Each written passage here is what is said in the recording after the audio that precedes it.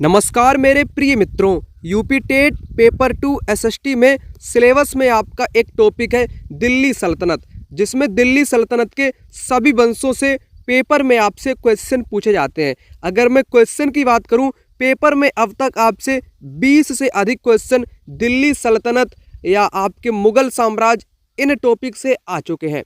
इस वीडियो के अंतर्गत मैं आपको खिलजी वंश के महत्वपूर्ण शासकों या उनके द्वारा किए गए कामों का यहाँ पर उल्लेख करने वाला हूँ। सिलेबस के अकॉर्डिंग सारी चीज़ आपको बताऊंगा, उसी के साथ पीवाईक्यू क्वेश्चन कराऊंगा। 20 से अधिक क्वेश्चन आ चुके हैं, उन क्वेश्चन को इसी वीडियो में ख़त्म कर दूंगा, है ना। तुगलक वंश को भी आपको कराऊंगा, फिरोज शाह तुगलक, तैमूर लंग, सैयद वंश, लोदी वंश, बहलोल लोदी, है ना। ये सभी बहुत महत्वपूर्ण व्यक्ति हैं जहाँ से पेपर में क्वेश्चन आ चुके हैं। पेपर में क्वेश्चन किस प्रकार से आए हैं, अलाउद्दीन खिलजी से रिलेटेड आए हैं, ठीक है ना। घोड़े दागने की प्रथा, हुलिया लिखने की प्रथा, इस टाइप के क्वेश्चन आते हैं। और ये खराज क्या है, इस टाइप का भी पेपर में क्वेश्चन देखने को मिला है। अमीर खुसरो बरनी, है ना, मोरक्को का यात्री इब्न बतूता, इस टाइप के क्वेश्चन आपके पेपर में आ चुके हैं। ये सारे क्वेश्चन मैं आपको यहीं पर करा दूंगा। और सबसे अच्छा आपके लिए क्या रहेगा, मैं आपको यहाँ पर थ्योरी भी आपकी करा दूंगा, उसी के साथ पीवाईक्यू क्वेश्चन भी करा दूंगा। अलग से आपको कुछ भी नहीं करना पड़ेगा, सिर्फ आपको करना क्या पड़ेगा, इस वीडियो को ध्यान से आपको सिर्फ देखना पड़ेगा और अपनी कानों से आपको सुनना पड़ेगा। सिर्फ इतना करना पड़ेगा, सारी चीज़, सारा कंसेप्ट, पूछे गए क्वेश्चन, सब कुछ आपका क्लियर हो जाएगा। सिलेबस के अकॉर्डिंग सारी चीज़ यहाँ पर आपको बताने वाला हूँ, वो भी बिल्कुल शानदार तरीके से, बिल्कुल आसान शब्दों में, ताकि हर किसी को सारी चीज़ एक बार में ही समझ में आ सके। तो चलते इस वीडियो को यहाँ पर शुरू करता हूँ। इम्पोर्टेंट वीडियो रहेगी। यहाँ पर टॉपिक रहेगा खिलजी वंश से। खिलजी वंश से पहले मैंने कुछ बातें आपको बताई थी, उन बातों को पुनः एक नज़र में आपको बताने का काम करता हूँ। सबसे पहले शुरू होता है दिल्ली सल्तनत काल से। मोहम्मद गौरी की मृत्यु 1206 में हो गई थी। कुतुबुद्दीन ऐबक जो कि तुर्क शासक अपने को घोषित कर लिया था। फिर आपकी गुलाम वंश की शुरुआत होती है। कुतुबुद्दीन ऐबक था, ठीक है ना, उसको लाख बख्श भी कहा जाता था उसकी उदारता के कारण। और उसने कुतुब मीनार, कुब्बत उल इस्लाम मस्जिद, अढ़ाई दिन का झोपड़ा, इन चीज़ों का उसने कुतुबुद्दीन ऐबक ने निर्माण कराया था, ठीक है ना। और इल्तुतमिश को दिल्ली सल्तनत का वास्तविक संस्थापक माना जाता है। और इल्तुतमिश ने 40 गुलाम सरदारों का संगठन अर्थात तुर्कान ए चहलगानी का निर्माण कराया था, ठीक है ना। और 1236 में मर गया था। इल्तुतमिश की बेटी रजिया सुल्तान थी, ठीक है ना, और ये गद्दी पर बैठी थी 1236 में। रजिया ने स्त्री के पहनावे को छोड़ दिया और बिना पर्दे के दरबार में बैठने लगी, पुरुषों जैसे ये वस्त्र पहनने लगी थी, ठीक, ये भी क्लियर कर दिया। उसके बाद वलवन आ गया, ये बहुत अनुभवी शासक था। इसने पुलिस चौकियों का निर्माण कराया, गंभीर मुद्रा में बैठता था, ये कभी भी मजाक नहीं करता था, सदैव न्याय का काम करता था। सिजदा और पायवोस प्रथा प्रचलन में थी, ठीक। अब मैं बात करता हूँ जो टू द पॉइंट चीज़ें बताने वाला हूँ, वो कुछ पृष्ठभूमि की चीज़ें थीं जिनको बताना आवश्यक था। अब मैं बात करूँगा खिलजी वंश की। उसमें सबसे पहले है अलाउद्दीन खिलजी। अब अलाउद्दीन खिलजी को यहीं पर ख़त्म करते हैं। 1296 में दिल्ली के तख्त पर बैठा। तो दिल्ली के तख्ते पर कब बैठा? 1296 में अलाउद्दीन खिलजी बैठा। वह महान विजेता, कुशल शासक और चतुर राजनीतिज्ञ था। तो अलाउद्दीन खिलजी महान विजेता के साथ साथ कुशल शासक, चतुर राजनीतिज्ञ भी था। जब वह सुल्तान बना तब दिल्ली में अव्यवस्था थी। जैसे ही सुल्तान बना, दिल्ली में अव्यवस्था थी, कोई भी व्यवस्था यहाँ पर ठीक से नहीं थी। और क्या हुआ, अलाउद्दीन को शासन के मामले में धर्मगुरु उलेमा का दखल पसंद नहीं था। ये मौलवी पंडित पुरोहितों का इसको दखल पसंद नहीं था अलाउद्दीन खिलजी को, ठीक। उसके बाद क्या हुआ, विशाल स्थायी सेना संगठन इसने की। सेना में 4,75,000 सैनिक थे। तो 4,75,000 सैनिक किसकी सेना में थे, क्वेश्चन बन सकता है। तो अलाउद्दीन खिलजी आपका जवाब हो जाएगा, ठीक। सैनिकों का हुलिया का पूरा विवरण लिखा जाता था किसके काल में, अलाउद्दीन खिलजी के शासन काल में सैनिकों का हुलिया यानी कि पूरा विवरण उनके बारे में लिखा जाता था। नगद वेतन की प्रणाली अपनाई गई थी। घोड़ों पर दाग लगाने की व्यवस्था ये बहुत इंपॉर्टेंट लाइन है जितनी मैं आपको बता रहा हूँ। घोड़े पर दाग लगाने की प्रथा प्रारंभ कब की गई? अलाउद्दीन खिलजी ने की। नगद वेतन किसने अपनाया? तो अलाउद्दीन खिलजी ने अपनाया। सैनिकों का हुलिया का विवरण किसके काल में? तो अलाउद्दीन खिलजी के काल में। ये सारी लाइन इंपॉर्टेंट है। ठीक। अलाउद्दीन का सेनापति मलिक काफूर ने दक्षिण भारत के देवगिरी, तेलंगाना और होयसल राज्यों पर विजय प्राप्त की। ये बहुत इंपॉर्टेंट लाइन है कि ये क्वेश्चन पेपर में आ चुका है। मलिक काफूर अभी मैं आपको करा दूंगा। मलिक काफूर अलाउद्दीन का सेनापति था जिसने दक्षिण भारत का देवगिरी हो गया, तेलंगाना हो गया, होयसल हो गया, इन राज्यों पर इसने विजय प्राप्त कर ली थी। ये बहुत इंपॉर्टेंट पॉइंट है पेपर के लिए और पेपर में आ चुका है। ठीक। उसके बाद गज नापने की प्रथा भी शुरू की। 60 वर्ग गज 1 बीघा का होता है। तो 1 बीघा का गज अलाउद्दीन खिलजी के टाइम में 60 वर्ग का हुआ करता था। खराज क्या है? खराज एक लगान है, अनाज के रूप में वसूला जाता था खराज। बाजार नियंत्रण प्रणाली किसने लागू की? तो अलाउद्दीन खिलजी की। तो पेपर में क्वेश्चन उठता है कि अलाउद्दीन खिलजी की बाजार नियंत्रण प्रणाली को विस्तार पूर्वक समझाइए, वैसे पेपर में, ठीक है ना, यूनिवर्सिटी टाइप में। तो लेकिन ये पॉइंट इंपॉर्टेंट है सारी चीज। उसके बाद अमीर खुसरो बाबरनी उनके दरबार में रहा करते थे। अमीर खुसरो बाबरनी किसके दरबार में रहा करते थे?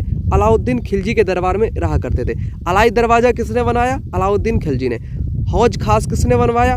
अलाउद्दीन खिलजी या अलाउद्दीन खिलजी। ये दोनों नाम एनसीईआरटी में अलाउद्दीन को अलाउद्दीन बोलते हैं और वैसे अलाउद्दीन बोलते हैं।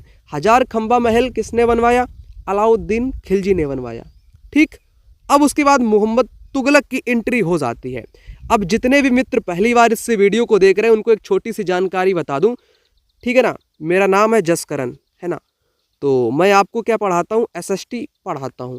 और इस टाइम जो आप वीडियो देख रहे हो, ये वीडियो यूपी टेट एसएसटी का स्पेशल है। नए मित्र को ना पता हो तो मैं उनको बता दूं, जो यूपी टेट का जो एसएसटी आप लोगों से पूछा जाएगा वो पूछा जाएगा SCERT से। SCERT मतलब उत्तर प्रदेश बोर्ड की किताबें 6 से 8 तक, वहाँ से सोशल साइंस का पेपर आपका बनता है।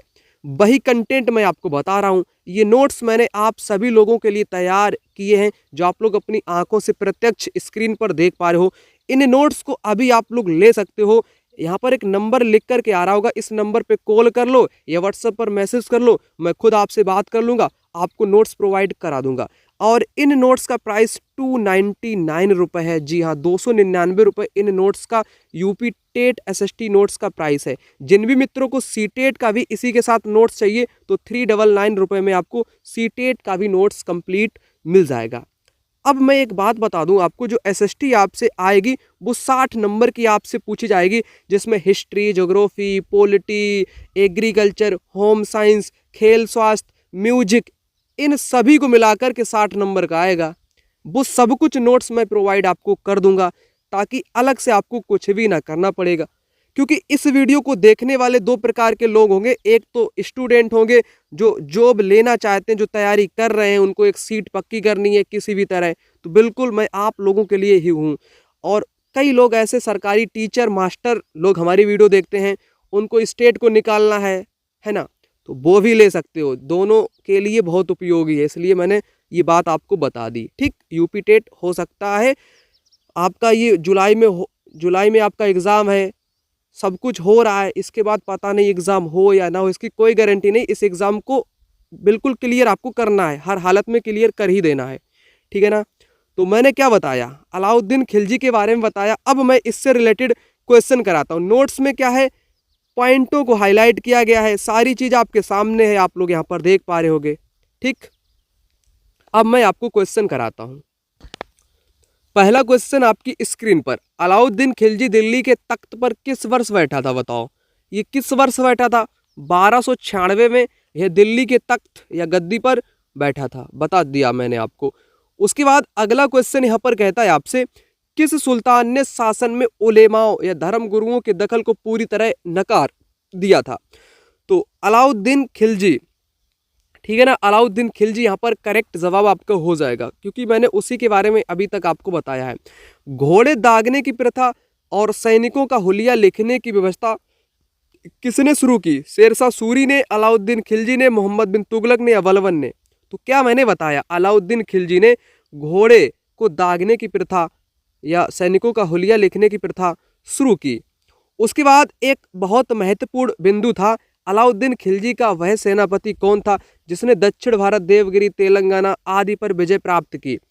तो ये था आपका मलिक काफूर। कौन था? मलिक काफूर।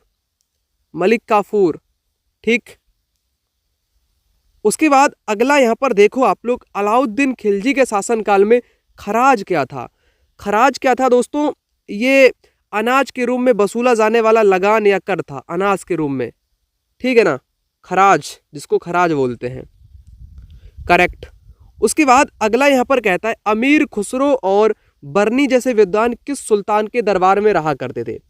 अमीर खुसरो, अब यहाँ से क्या बताऊँ, वही है ना आपका अलाउद्दीन खिलजी। एक बात बताऊँ आपको क्या, हाँ, अमीर खुसरो, ये पेपर में आता है। ये अमीर खुसरो जी जो थे, ये कौन सा जिला है उत्तर प्रदेश का? कासगंज जिला है ये एक आपका, शायद आपने सुना हो, या कासगंज से कोई लोग वीडियो को देख रहा है या उसके आसपास का, तो कमेंट बॉक्स में बता देना। अमीर खुसरो का जन्म स्थल है कासगंज का पटियाला, पटियाला करके, ठीक है ना। तो ये यूपी स्पेशल का क्वेश्चन हो जाता है, यूपी जीके का, ये कई परीक्षाओं में देखने को मिला है। अमीर खुसरो, कासगंज, पटियाला, है ना। और बर्नी, ये क्या था, ये विद्वान थे, ये अलाउद्दीन खिलजी के शासनकाल में उनके दरबार में रहा करते थे, ठीक है ना। तो ये PYQ रहे, जितना पढ़ाया उतना मैंने अभी तक आपको करा दिया। अब आगे के क्वेश्चन की मैं बात कर लेता हूँ। ये नोट्स जिन लोगों को चाहिए तो कॉल या मैसेज एक बार जरूर कर लेना। अगला यहाँ पर है आपके सामने मोहम्मद बिन तुगलक। अब तुगलक को यहाँ पर ख़त्म कर देते हैं जल्दी से, ठीक। तो 1325 में सुल्तान बना। ये डेट बहुत इम्पोर्टेंट है। मैंने ये एक बात आपको बताऊं, ये यूपी टेट का पेपर है, कोई वैसा नहीं है थ्योरी वाला। इसमें फैक्ट पे डायरेक्ट क्वेश्चन बनता है, डायरेक्ट टू द पॉइंट आपसे पूछ लेगा कि मोहम्मद बिन तुगलक कब गद्दी पे बैठा, तो 1325 आपका जवाब होना चाहिए। इसे दिल्ली सल्तनत का सबसे विद्वान सुल्तान माना जाता है। सबसे विद्वान दिल्ली सल्तनत का कौन था? तो मोहम्मद बिन तुगलक था। इन्हीं के शासनकाल में मोरक्को का यात्री इब्न बतूता, ये बहुत इंपॉर्टेंट है, मोरक्को का यात्री था इब्न बतूता, भारत आया। इब्न बतूता की किताब या पुस्तक का नाम रेहला है, जिसमें भारत की यात्रा का वर्णन किया है। राज्य की आय बढ़ाने के लिए मोहम्मद बिन तुगलक ने गंगा यमुना के दोआब क्षेत्र पर कर बढ़ाया। और इब्न बतूता वही व्यक्ति जिसने मुसलमानों के बारे में बहुत कुछ लिखा। उसने कहा कि मुसलमानों की स्थिति यहाँ पर बहुत अच्छी है, उनका बहुत सम्मान है। इसने ये भी लिख दिया था इब्न बतूता ने, किताब रेहला है इसकी। और राज्य की आय बढ़ाने के लिए मोहम्मद बिन तुगलक ने गंगा यमुना के दोआब के क्षेत्र में कर बढ़ाया। तो तुगलक ने कर किस क्षेत्र में बढ़ाया? तो गंगा यमुना के दोआब के क्षेत्र में बढ़ाया, क्योंकि वह मैदान आपका उपजाऊ था। फिर उसके बाद दिल्ली से दौलताबाद राजधानी स्थानांतरित किसने करी? तो आपकी मोहम्मद बिन तुगलक ने राजधानी को भी स्थानांतरित कर दिया दिल्ली से दौलताबाद। अब ये दौलताबाद कहाँ पर पड़ता है? ठीक, कमेंट बॉक्स में बताओ भाई। अब देवगिरी का नाम दौलताबाद रखा गया। अब देवगिरी आपको पता है दक्षिण भारत में पड़ता है, तो दौलताबाद इसने कर दिया। ये इम्पोर्टेंट है, पेपर में आ चुका है। सिंध में विद्रोह के समय मोहम्मद बिन तुगलक बीमार पड़ गया। 1351 में मौत के घाट उतर गया। 1351 में मौत के घाट आपका उतर गया। कौन? मोहम्मद बिन तुगलक बीमार पड़ गया, ठीक है ना। इतना मैंने आपको बता दिया। उसके बाद फिरोज शाह तुगलक आ गया, इसको समझ लो। यहाँ पर फिरोज शाह तुगलक कृषि सिंचाई के लिए नहरों का निर्माण कराया। ये बहुत इंपॉर्टेंट है कि नहर का निर्माण के लिए किसको जाना जाता है? तो फिरोज शाह तुगलक को नहर निर्माता के रूप में देखा जाता है। यमुना नहर, सतलज आदि का बंजर भूमि से प्राप्त कर से धार्मिक और शैक्षिक कार्य में इसने खर्च किया। जो बंजर भूमि हुआ करती थी वहाँ से इसने कर वसूला, और इस वाले कर को इसने धार्मिक कामों में लगा दिया और शिक्षा के काम में इसने लगा दिया। सबसे इम्पोर्टेंट, फिरोज शाह ने जौनपुर, फिरोजपुर, फिरोजाबाद जैसे नए नगरों की स्थापना की। अब क्वेश्चन बनता है कि जौनपुर, फिरोजपुर, फिरोजाबाद, इसमें फिरोजा लिखा है या जौन लिखा है? तो फिरोज शाह ने बनवाया, ठीक है ना। उसके बाद फिरोज शाह तुगलक ने अशोक के 2 स्तंभों को दिल्ली मंगवाया, एक को राजमहल के परिसर में लगाया। फिरोज शाह कोटला में स्थित अशोक स्तंभ की ब्राह्मी लिपि को जेम्स प्रिंसेप ने 1838 में पढ़ा।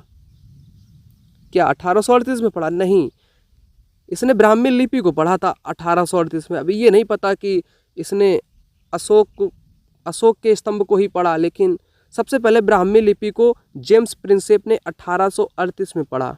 ठीक, ये पॉइंट इम्पोर्टेंट है। अशोक के जो स्तंभ थे, अशोक के स्तंभ में क्या लिखा था? पियदस्य, यानी कि मनोहर मुखार्ती वाले राजा का नाम अशोक, ये भी लिखा था। दीवाने खैरात विभाग की स्थापना, जिसमें विधवाओं, अनाथों व लड़कियों के विवाह के लिए आर्थिक सहायता की जाती थी। अब देखो कई पॉइंट हैं यहाँ पर। दीवाने खैरात विभाग का मतलब क्या है? ऐसी महिलाएं जो विधवाएं हैं या अनाथ हैं व लड़कियों के विवाह के लिए आर्थिक सहायता दी जाती थी। दीवाने खैरात विभाग की स्थापना की थी। ठीक है ना, तो इतना समझा दिया। अब इनसे जुड़े क्वेश्चन जितने आए होंगे उनको यहाँ पर आपको कराता हूँ। यहाँ पर क्वेश्चन है आपके सामने। यहाँ पर कहता है निम्नलिखित में से किसका निर्माण अलाउद्दीन खिलजी ने नहीं करवाया? अब मैंने बताया था अलाई दरवाज़ा का निर्माण करवा दिया, हौज खास का भी और हजार खंबा महल का भी, लेकिन जौनपुर शहर जो है ना, ये फिरोज शाह ने करवाया। किसने? फिरोज शाह तुगलक ने जौनपुर, फिरोजाबाद और फिरोजपुर जैसे नगरों का निर्माण किया था। अगला यहाँ पर आप लोग देखो, मोरक्को का यात्री इब्न बतूता किसके शासनकाल में भारत आया था? तो मोहम्मद बिन तुगलक के शासनकाल में यह भारत आया था। अब आगे का क्वेश्चन यहाँ पर कहता है मोहम्मद बिन तुगलक ने अपनी राजधानी दिल्ली से कहाँ स्थानांतरित की थी? तो मैंने क्या बताया, दौलताबाद, जिसको देवगिरी के नाम से भी जानते हैं, वहाँ पर इसने स्थापित की थी, दिल्ली से दौलताबाद। ठीक है ना। उसके बाद अगला है यहाँ पर आपके सामने, कहता है कृषि की सिंचाई के लिए नहरों का जाल बिछाने वाला सुल्तान कौन था? नहरों का जाल, तो हमने आपको क्या बताया, फिरोज शाह को याद किया जाता है नहरों के लिए।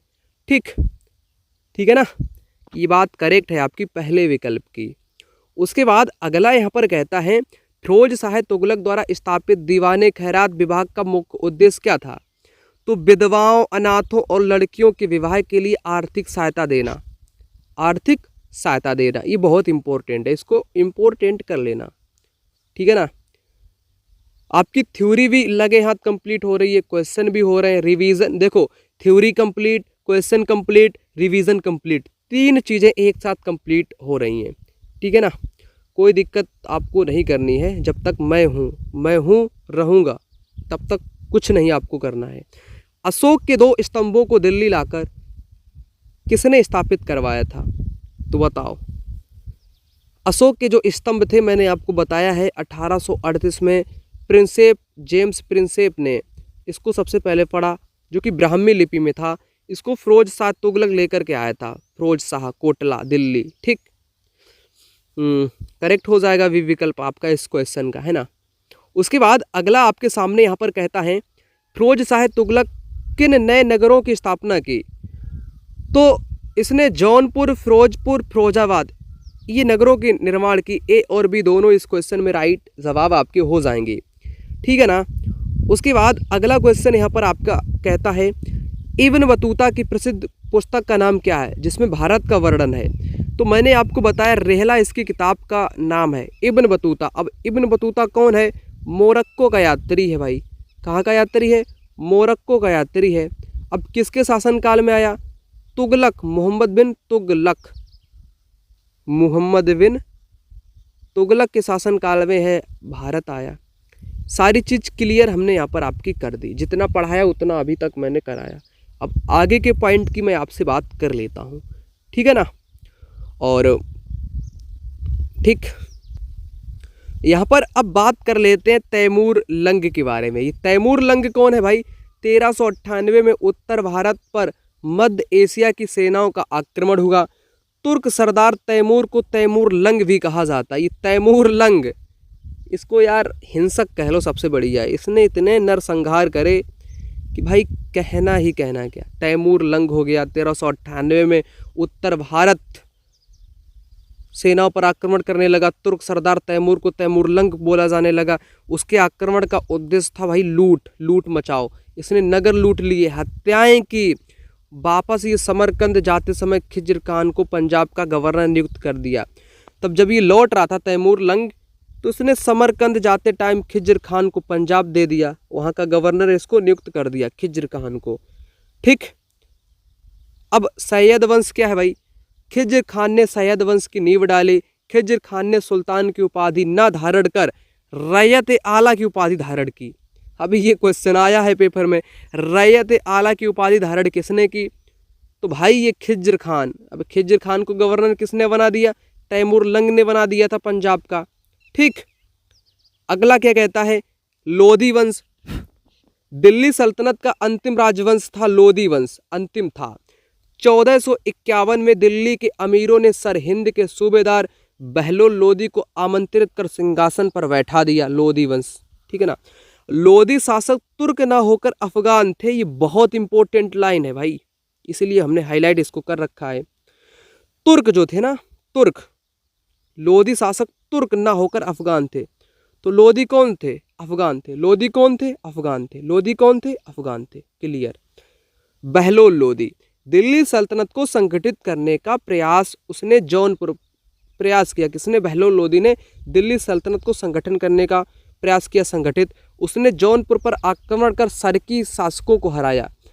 अब जौनपुर में सरकी शासक थे। अब जौनपुर से कोई वीडियो देख रहा होगा तो उनको पता होगा अटाला मस्जिद, अटाला मस्जिद। अब ये यूपी जीके का पार्ट है, इसलिए मुझे बताना पड़ता है कि जौनपुर में सरकी शासकों ने अटाला मस्जिद का निर्माण कराया था। ठीक, जौनपुर। करेक्ट बात हो गई इतनी अपनी, ठीक है ना। उसके बाद सिकंदर लोधी को देख लेते हैं।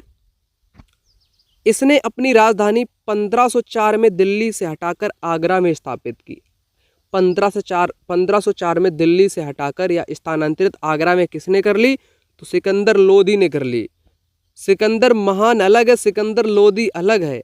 साहित्य के प्रति विशेष रुचि थी इसकी, सिकंदर लोधी की। इसके शासनकाल में कई ग्रंथों का अनुवाद फारसी में किया गया। एक आयुर्वेदिक ग्रंथ का नाम क्या है? फरंगे सिकंदरी। ये क्या है? इंपॉर्टेंट है, फरंगे सिकंदरी।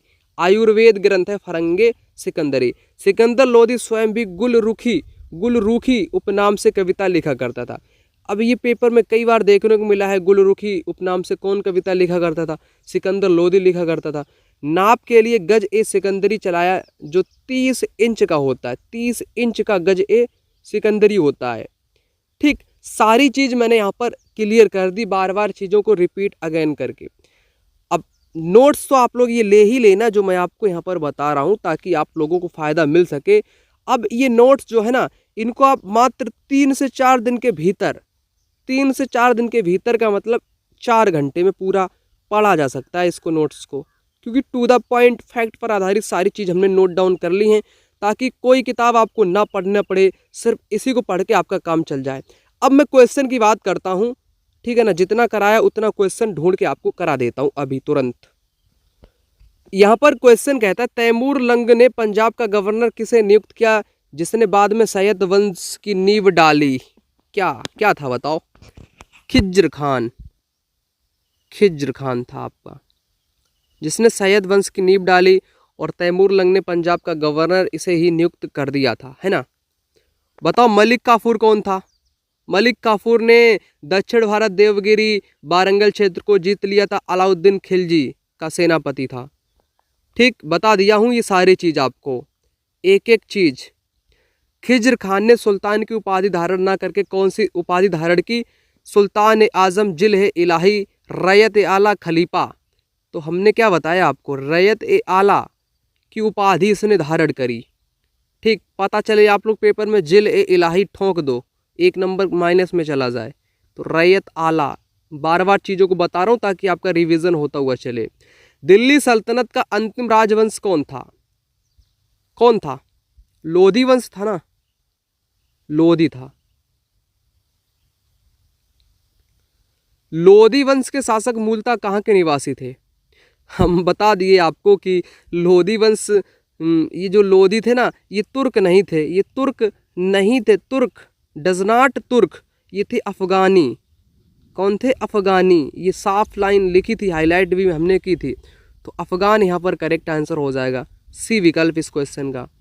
अगला यहाँ पर कहता है अपनी राजधानी को दिल्ली से हटाकर 1504 में आगरा ले जाने वाला सुल्तान कौन था? तो भाई ये सिकंदर लोदी का काम है, ये सिकंदर लोदी का काम है। ठीक। अगला, गुलरूखी उपनाम से फारसी में कविताएं कौन सा सुल्तान लिखता था? ये फारसी में लिखता था, गुलरूखी नाम से कविताएं खुद सिकंदर लोदी स्वयं लिखा करता था।